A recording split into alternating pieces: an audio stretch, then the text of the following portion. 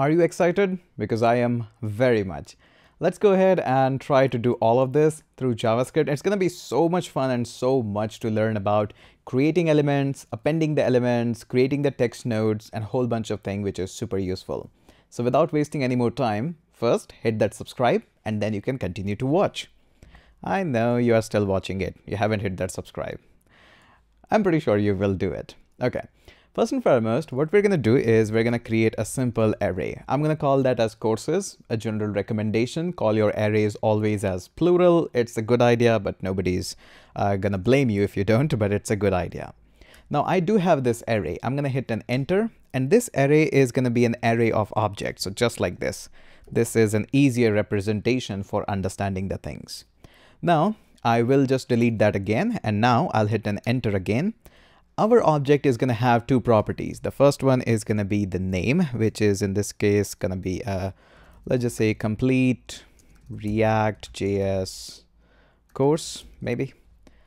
This should be lower. There we go.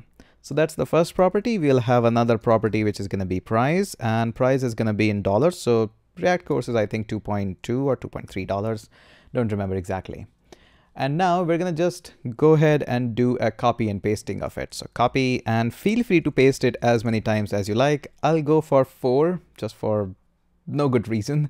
And we're going to say this one is complete Angular, and make sure you change the pricing a little bit. My courses are exactly like 199 rupees for everyone, but go ahead and change it. We want to do something a bit manipulative to them. So this one is going to be complete MERN course. This one is going to be complete C++ course. Let's just go for this as 2.3. Did we use? Yep, we have used 2.3. How about 2.7? Already 2.8. Yeah, there we go. So make sure the pricing is different for all of them. This is the most important thing. Now comes up the interesting part is we want to loop through these courses. How are we going to loop through the array? We have seen a whole lot of methods of looping through any of the array. This is nothing extraordinary. Feel free to use classic for loop, but in my case, I generally tend to prefer the method which are associated with the array itself. Let's go ahead and do that inside a function. We know how to design a function. I'm going to call this one as generate list. Feel free to call it anything. And just for showing up purpose later on, I'm going to just call it directly as well. So as soon as this script runs, this is going to be called up. Now, how we are going to loop through it, we're going to simply go ahead and say courses dot, and I'm going to use a for each. There we go. For each allows you to have a simple callback. So in every single callback, you're going to get an access to every single element, which we are going to call as course. And there we go. We're using an arrow function to have it. Pretty basic, nothing extraordinary so far. Okay. But before that, let me show you one more interesting thing, that inside this unordered list, we need to generate a whole lot of list items. So there are two challenges in front of us. First is I need to grab this unordered list, which is super simple. I can do that in an instance. I can come inside the method. I can say const and unordered list. There we go. And I can grab you by simply saying document.query selector and by providing the class here. Come on. There we go. What is the class name that you got? You got the class name of list group. So I can grab you. Okay. There we go. So one problem is solved as of now. Another problem is I have to first construct this list item and then somehow inject this list item inside this unordered list. So first, let's worry about one thing, which is how can I construct this list item? I have to create an element. This is list item. Then part 2 is going to be how can I inject this class here? Third thing is how can I inject a node here, which is simply text. Then further, I have to create another element which is having the same things, an element, a class, and the text node. And then I have to inject that span inside the list item. Once I get the knowledge of how can I inject this span inside the list item, based on the similar knowledge, I can inject the entire list item inside this unordered list. And since I know loops, I can do it again and again. I know this is too much of the word, but it's important. So rewind it, watch it again. This is important stuff. Okay. Let's go and come back here inside the loop itself. And first and foremost, let's go ahead and create a list item. How do we create it? So far we have seen we can only grab it using getElementById or query selector. But if you'll notice closely,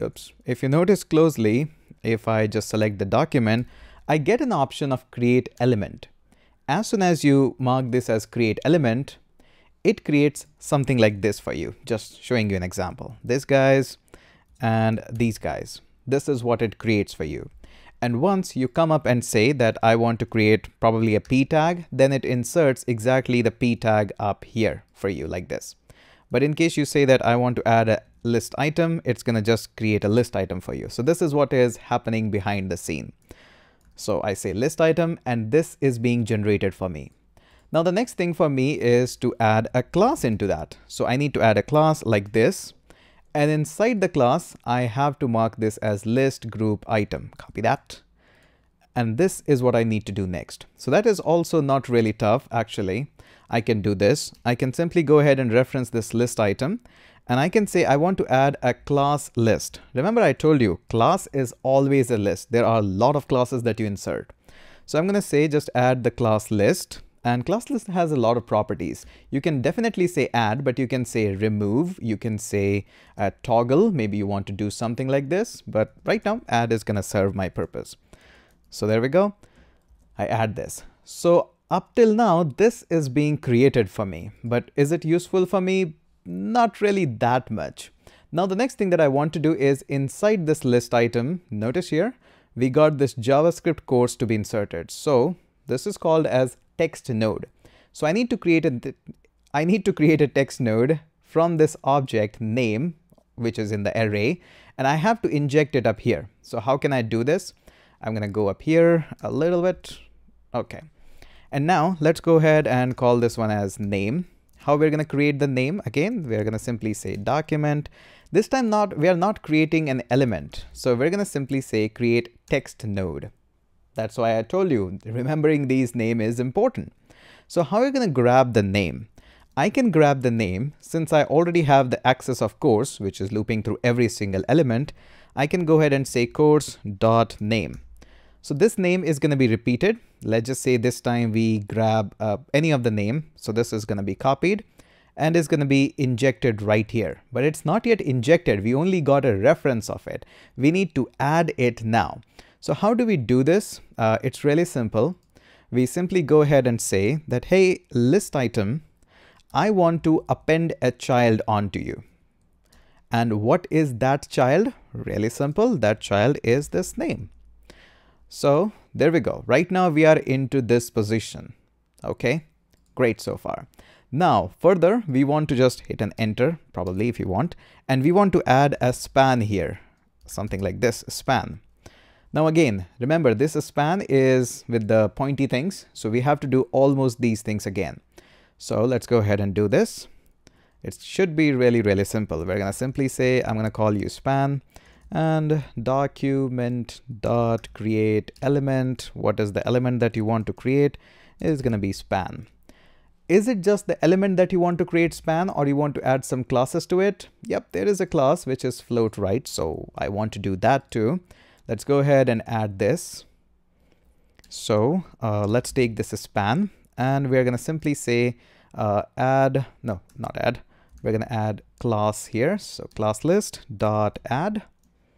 There we go. What is the class name? I want to add this. So far we're in a situation where we are having this class is equals to like this. Nope, like this. Now, do you want to add something inside this one? Yes, I want to add it further. So I'll be doing almost like this. I will be calling it up. So const, let's call it as price. From where you're going to get the price, first I need to create a text node.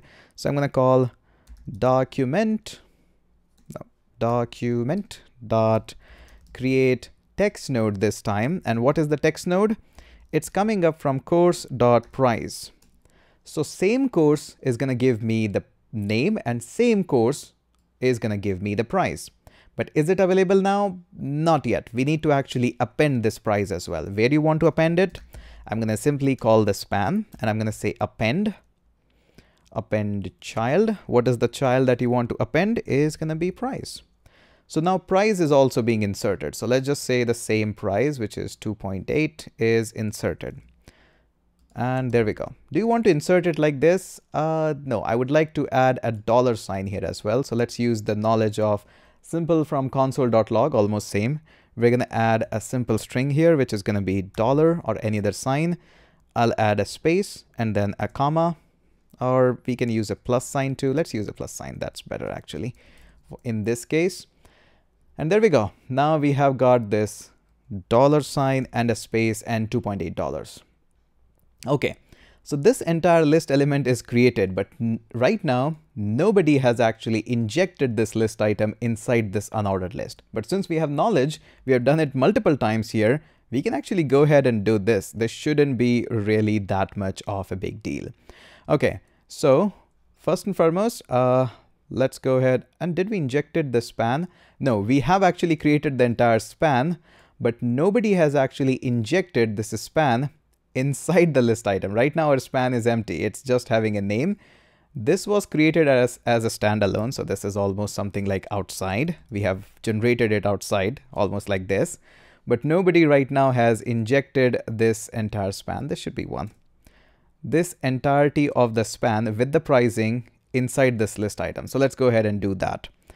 Okay, it should be fairly simple. Hey list item, I want to append a child. And that child is going to be span.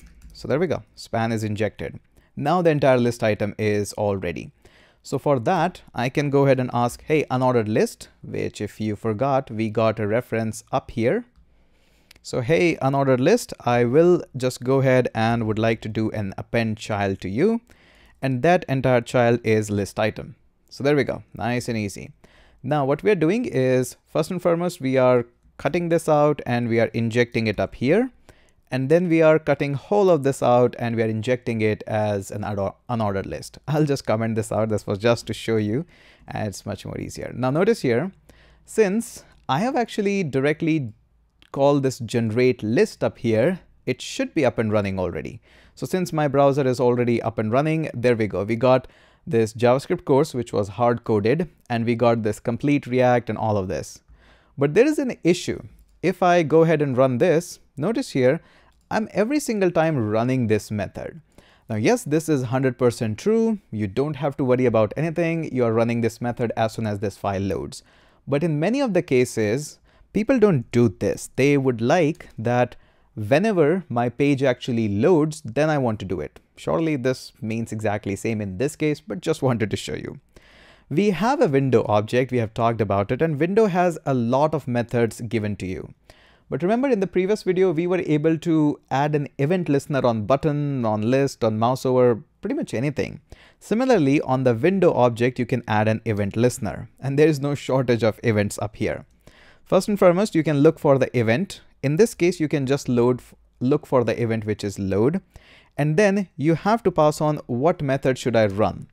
Notice we don't pass it method like this because we don't want to run it. That running part is automatically done by event listener. We just pass on a reference of it, and with this. So this is also going to do and generate the same effect. If I hit a reload, we saw no problem. So technically this line of code and this line of code is exactly same. Feel free to go however you like to go. No problem in this case. Okay. Now we're going to do one more thing, which is actually a bit more fun and is going to introduce some of the issues for us. What I want to do is I want to click on this sort courses, and as soon as I sort courses, the courses should be sorted according to their pricing. Let's go ahead and see how this is going to create some of the issues for us. So it's pretty simple. We can actually look for the button, which already has got a class of sort, a btn. We can pick up any of these classes since we have just one button, but I have injected a sort btn class inspired by Bootstrap just directly here. We can actually design a method for it. So let's go ahead and do that. We're going to simply say, hey, const, I want to get an access of button. How can I do that? It says, hey, that's simple. You can just say document.query selector. There we go.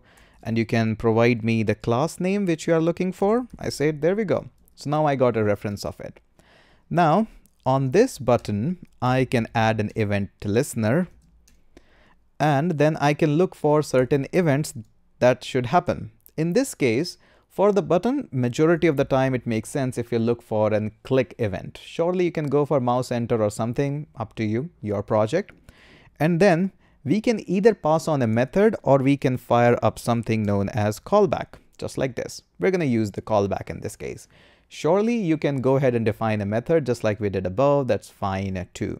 Now, what I want to do is as soon as this event listener kicks in, I want to reference to this array, and this array has a lot of things. One of them is actually the sort method. Again, I highly recommend to look for the documentation of this sort because it can be a little bit confusing. Again, the sort method is going to go like this and an arrow function just like this. It expects you to have two values, let's just say the A and B, which are comparable values, and based on the operation, it gives you either the ascending or descending, however you're using. So we are going to simply say that A dot price.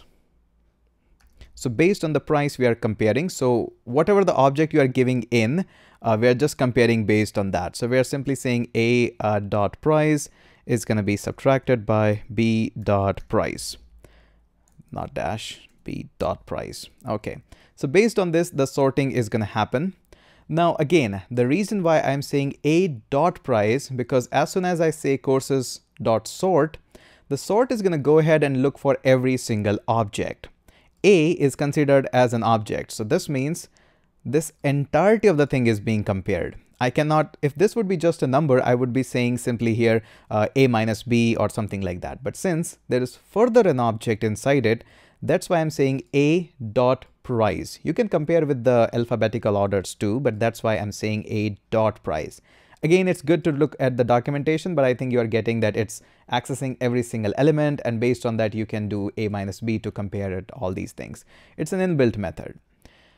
Okay, so now when I save this, now notice what happens. I go ahead, run this, and I click on sort courses, nothing happens. The array is definitely now sorted, but there is nothing on the screen which is remanipulating or regenerating my list. So what I can do, since this list is directly impacted by the array, I can call this method generate list directly up here. So I'm going to simply say generate list and run after that. Now notice what is going to happen, something very strange. I click on sort courses. The courses are definitely sorted. We are having this hard-coded value at the top, which is always going to be. But now this is all sorted, 2.3, 2.1, 2.7, 2.8. Where is the sorting? The sorting is after that, 2.1, 2.3, 2.7, and 2.8. So this part from complete Angular course, this is all sorted. But why didn't the above part got sorted, and why is it repeating again? The simple reason is now our HTML is already having some values. So as soon as I click on this generate list, it does all of the things for me again, regardless of whether previous values were there or not. So this is a classic case which is having some issues. So first and foremost, I'll come up here. I would like to comment out this hard-coded list item, save that, and I come back here. And as soon as the window loads up, it gives me. Now I want to somehow click on this sort method. I don't want to regenerate the element. As many times this method is called up, I want to reset everything which is inside the unordered list. This is really easy to do, and this is why the classic case is introduced. So unordered list, you have a lot of elements inside this.